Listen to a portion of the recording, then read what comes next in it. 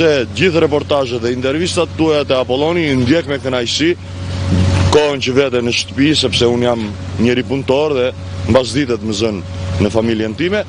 Shikoj te Apolloni dhe kënaqem sepse ndjej dhe shuaj dhe nostalgjinë e Timeti, i cili ka qenë një agronom dhe ka qenë një mjeshtër shqiptar i perimeve. Megjithëse ishte blektor Si kishte emrin? Sadik Xhamalaj. Sadik Xhamalaj, po. Ka ndërtuar fermën Shlirimi, ka qenë drejtori i parë i fermës Shlirimi, drejtori i parë i SMT-ve në Levan, ka qenë drejtori i parë i Politeknikumit Bujqësor në Fier, pastaj në BE 29 ndori në Lushje me radhë. Ishte kënaqësi pra, sepse trashëgoni ato cilësi, dhe u kthyem këtu pra, në rrugën për Llogaran, u kthyem Krahun e Majt, te rrugës ku ndodhet fshati i vjetër Dukat, nuk mund të largoheshim pa u kthyer pak në Dukatin e vjetër, për të hedhur në kamerë ato pamje sa të vjetra dhe aq të bukura. Dhe aq me shumë histori. Dhe këtu kemi edhe një vend ku rritet trofta, kultivohet troft, e thazin ju. Janë disa breza që kultivohet troft dhe kjo troft është e barabartë si troft me troftën e Fanit dhe të Valbonës, sepse uji këtu gjatë gjithë kohës nuk është i qëndrueshëm, por është i qarkullueshëm dhe uji është i bardhë.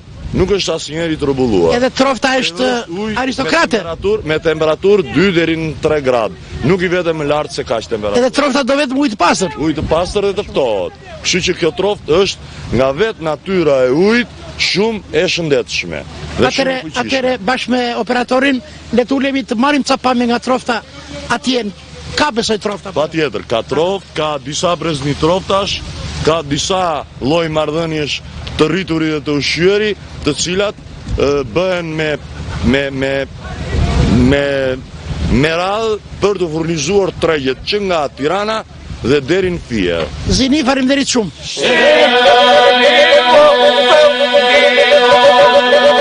Poshtë në brigjet e lumit Dukat, një investim serioz për kultivimin e troftës së shijshme të Dukatit.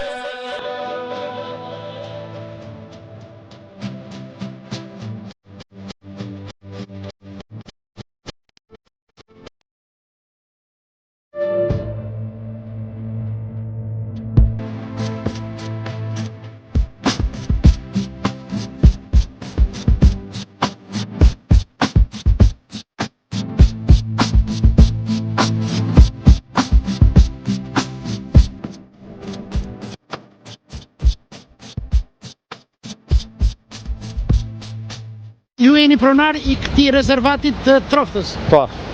Me sa duket është afër natyrës apo është? Është bio, do të afërsisht. Po, afërsisht bio. Pse? Kemi kushte të mira, kemi ujë të mirë që bën rrugë dhe rrihet shumë gjatë rrugës dhe oksigjenohet shumë.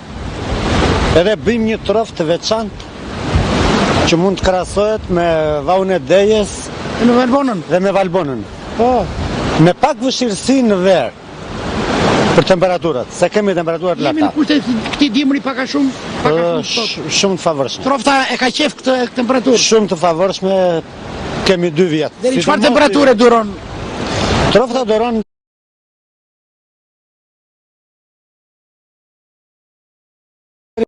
afër zeros. Afër zeros. Po nuk ushqehet. Sa prodhim keni marrë mesatarisht në vit? Ne tani po afirmohemi. Nuk kemi prodhim si vjet është viti parë. E keni ndarë në grup moshave? Po. Për shembull, peshku i vogël është 40 gram. Ne kemi marrë në Tatzat të Delvinës. Shumë rrugë e vështirë, por asat i mirë. Më i madhi është 400 gram. Ja kam hequr pjesën aty. Për në Fier nëse për treg. Në këto vaska pra janë të ndara sipas grup moshave. Sipas peshës bën diferencim vet. Faleminderit.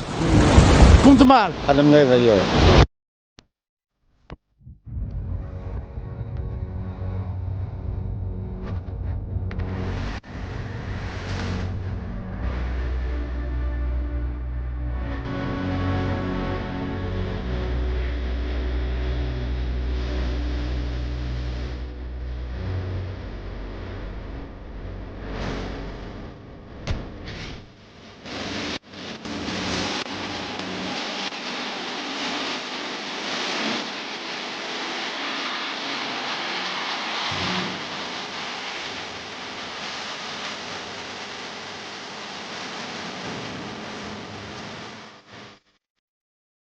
Çfarë dini ju për troftën, profesor? Ajo që ka më intereson mua edhe letërsisë në tërsinë e vetes në trofën, trofa është peshkë e gran. Në kuptimin letrar do të thotë peshkë i ujërave të ëmbla dhe në letërsi përdoret peshku që ecën kundër rrymës. Ashtu si përdoren në jetë njerëz shumë njerëz që ecën kundër rrymës. Më bën të goxha qefi.